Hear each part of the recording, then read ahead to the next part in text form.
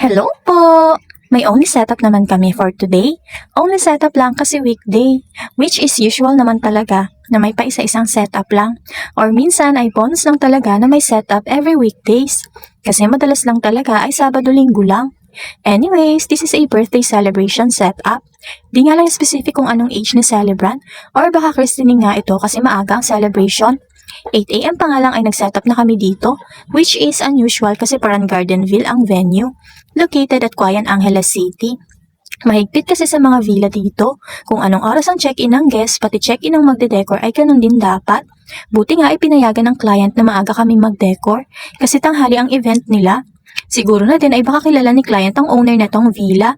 Anyways, referral client nga din pala ito again of Ma'am Millicent. Hi Ma'am! Thank you so much po again for trusting. Buti nga din pala ay nagkasya ang design na gusto ni client kasi ilang panels din itong nasa design.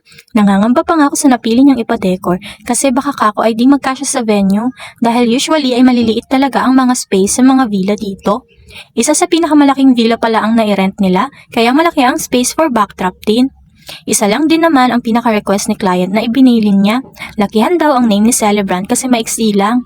Then may dalawang butterfly sa magkabilang side ng name. May inspo design din pala ito from the client, pero di iyon na ipakagayang-gaya as usual syempre. Then credits to the artist of the design na din po.